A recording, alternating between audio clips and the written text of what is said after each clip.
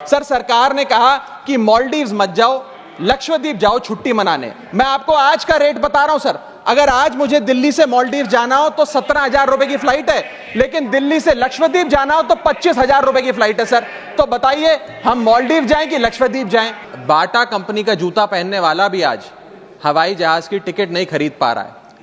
Economy class is no more economical sir. आज यात्री जो इंतजार कर रहे हैं अपनी फ्लाइट का, वो पानी पीकर पेट भर रहा है कि कहीं 250 रुपए की चाय और 350 रुपए का समोसा ना खरीदना पड़ जाए।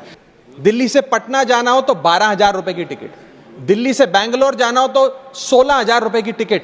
सदन में बहस पे आने से पहले अपने फोन पर फ्लाइट के रेट चेक कर रहा था सर। अगर कल मुझे दिल्ली से बंबई जाना हो तो टिकट 14,000 रुपए की है, वन वे की सबसे सस्ती टिकट। मैं इस देश के आम हवाई यात्री का दर्द आप सबके सामने रखना चाहूंगा। सर, वादा था कि हवाई चप्पल वालों को हवाई जहाज की सैर कराई जाएगी। आलम यह है सर कि बाटा कंपनी का जूता पहनने वाला भी आज हवाई जहाज की टिकट नहीं खरीद पा रहा है। Economy class is no more economical sir. मैं आज इस सदन में बहस पे आने से पहले अपने फोन पर फ्लाइट के रेट चेक कर रहा था सर। अगर कल मुझे दिल्ली से बंबई जाना हो तो टिकट 14,000 रुपए की है, वन वे की सबसे सस्ती टिकट। दिल्ली से पटना जाना हो तो 12,000 रुपए की टिकट, दिल्ली से बैंगलोर जाना हो तो 16,000 रुपए की टिकट।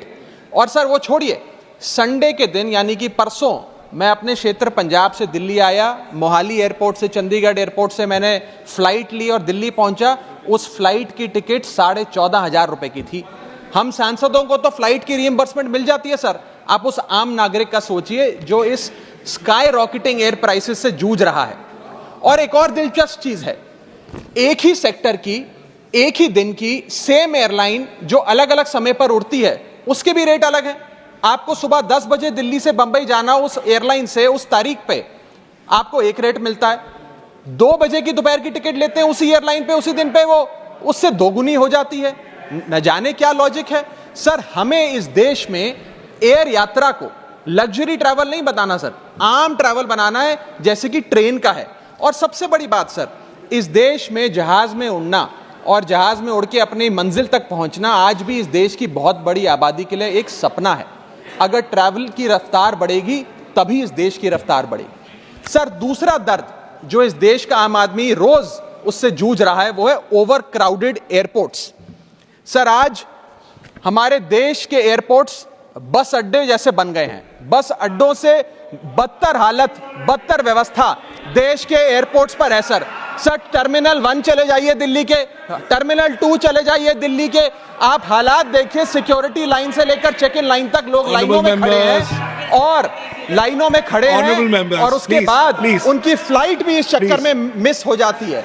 एक मुसाफिर सही समय पर फ्लाइट नहीं पकड़ पा रहा क्योंकि वो बेचारा चेक इन और सिक्योरिटी लाइन में ही फंसा रहता है। इतने ओवर क्राउडेड एयरपोर्ट्स आज हमारे देश के बन चुके हैं। सर, आज यात्री का तीसरा दर्द, Honorable members, please let the honorable members speak. Please. Sir, बोलने दीजिए। No, honorable members, please. Honorable members, माननीय सदस्य, मेरा समय जा रहा है। Please let him speak. Sir, आज एयरपोर्ट्स पर खाना इतना महंगा है, बाजार के मुकाबले 2 गुना 3 गुना दाम है। एक साधारण सी पानी की बोतल जो 20 रुपए की बाजार में मिलती है, वो एयरपोर्ट के भीतर जाकर फूड आउटलेट पे 100 रुपए की मिलती है। आज यात्री जो इंतजार कर रहे हैं अपनी फ्लाइट का, वो पानी पीकर पेट भर रहा है कि कहीं 250 रुपए की चाय और 350 रुपए का समोसा ना खरीदना पड़ जाए। बताइए सर, एक आम आदमी एयरपोर्ट पर अपने जहाज का इंतजार करते हुए क्या एक चाय नहीं पी सकता? क्या इस पर कोई रेगुलेशन नहीं होना चाहिए? क्या कोई अफोर्डेबल कैंटीन का मैकेनिज्म नहीं होना चाहिए? चौथा दर्द जो आज इस देश के आम यात्री को सर सहन करना पड़ रहा है वो है पुअर कनेक्टिविटी। आज इस देश के कई टूरिज्म स्पॉट्स पे, कई फेमस शहरों तक जहाज की यात्रा नहीं पहुंचती, फ्लाइट्स नहीं पहुंचती, एयरपोर्ट नहीं पहुंचती। कई शहर, अधिकतर शहर ऐसे हैं जहां पर एयरपोर्ट्स नहीं हैं। इंसान को जहाज लेकर, जहाज से उतरकर कई घंटों का बस का और गाड़ी का सफर तय कर अपनी मंजिल पे पहुंचना पड़ता है सर। सरकार ने कहा कि मालदीव्स मत जाओ, लक्षद्वीप जाओ छुट्टी मनाने। मैं आपको आज का रेट बता रहा हूं सर। अगर आज मुझे दिल्ली से मालदीव जाना हो तो 17,000 रुपए की फ्लाइट है, लेकिन दिल्ली से लक्षद्वीप जाना हो तो 25,000 रुपए की फ्लाइट है सर। तो बताइए हम मालदीव जाएं कि लक्षद्वीप जाएं? इन्हें एक चार्ट जारी होना चाहिए कि किस सेक्टर की कौन सी एयरलाइन ने कितने घंटे का डिले, किस सेक्टर की कौन सी एयरलाइन ने कितने घंटे का डिले यात्रियों को दिया। और इसी के साथ साथ सर, छठा दर्द जो आज के भारत देश के आम यात्री को महसूस करना पड़ रहा है सर, वो है लैक ऑफ अफोर्डेबल ऑप्शंस। जो अभी मेरे साथी भी बात कर रहे थे कि इस देश में 90% एयर ट्रैवल दो एयरलाइंस के पास है, 90% मार्केट शेयर दो एयरलाइंस के पास है।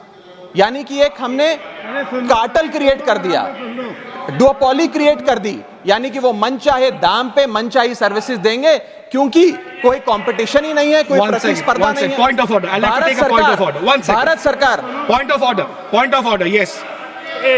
सर, इतनी विशाल जनसंख्या वाला हमारा देश है और इतनी विशाल जनसंख्या वाले देश में मात्र दो ही कंपनियां हमारा पूरा एविएशन सेक्टर चला रही हैं। सर, सरकार लाई एक स्कीम जिसका नाम था उड़ान, जिसका फुल फॉर्म है उड़े देश का आम नागरिक। पर कैसे उड़े? ना फ्लाइट के उड़ने के ऑप्शन है, ना अफोर्डेबल टिकट है, ना फ्लाइट सही समय पर चलती है, तो कहां उड़े, कैसे उड़े? और सबसे बड़ी बात सर, जब से ये उड़ान स्कीम आई है, एक धारणा एविएशन सेक्टर में बनी हुई है कि जैसे ये स्कीम लागू हुई दो एयरलाइन बंद हो गई, जेट एयरवेज और गो एयर, और तीसरी स्पाइस जेट बंद होने की कगार पे खड़ी है। तो अब लोग ये भी कहने लग गए हैं कि शायद उड़ान स्कीम एक बहुत बड़ा अपशगुन थी, और इसी के चलते आज हमारा देश का आम नागरिक प्लेन से वापस ट्रेन पे जा रहा है। सर, मेरा सातवां दर्द बैगेज चार्जेस और बैगेज डिलेज। सर, अगर आपका 1 केजी बैगेज ओवरवेट हो जाए तो हजारों रुपए एयरलाइन आपसे एक्सेस बैगेज के चार्जेस वसूल लेती है।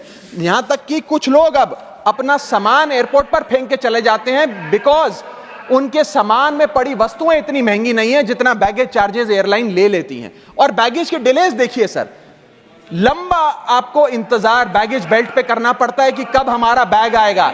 जब स्क्रीन पर देखते हैं तो स्क्रीन पर लिखा आता है बैगेज ऑन बेल्ट, लेकिन बैगेज ऑन बेल्ट नहीं होता, सिर्फ 2-3 बिजनेस क्लास पैसेंजर्स का बैग आता है और न जाने कितने मिनट एक आम नागरिक को इंतजार करना पड़ता है।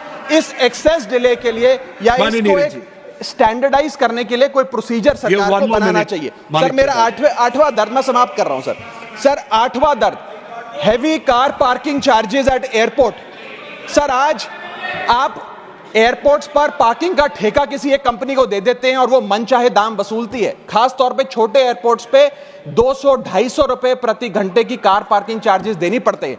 आज आप दिल्ली के एयरपोर्ट चले जाइए, 220 रुपए प्रति घंटा गाड़ी का चार्ज लगता है, और अगर आपने कोई कैब टैक्सी बुक कर ली तो उसका भी मोटा बिल आता है, क्योंकि वो टैक्सी वाला भी expensive car parking charges, airport charges अपने बिल में जोड़कर आपको देता है। सर, ये था दर्द फ्लाइट में चढ़ने से लेकर फ्लाइट में उतरने का। मैं अंत में चार पंक्तियां सुनाकर अपनी वाणी को विराम दूंगा, और आज इस देश के आम नागरिक, आम यात्री का दर्द इन पंक्तियों में आप तक पहुंचाने की कोशिश करूंगा। कहीं है लंबी लाइनें, कहीं चेक इन से पहले काउंटर बंद, कहीं स्लो चल रहा है सर्वर, कहीं इंटरनेट है मंद। महंगी टिकट के बाद भी यात्रा की कोई गारंटी नहीं, आपका सामान चाहे टूटे चाहे फूटे कोई वारंटी नहीं। जो हाल है बस अड्डों का वही तस्वीर आती है एयरपोर्ट से। चाय हो या समोसा नहीं मिल रहा 500 रुपए के नोट से।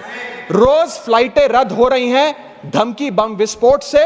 आखिरी में सर, कब तक आम आदमी मरता रहेगा एयरपोर्ट की छत गिरने की चोट से? जनता की मुश्किलें तो पल भर में मिट जाएं अगर सरकार को फुर्सत मिल जाए चुनाव या वोट से। Thank you.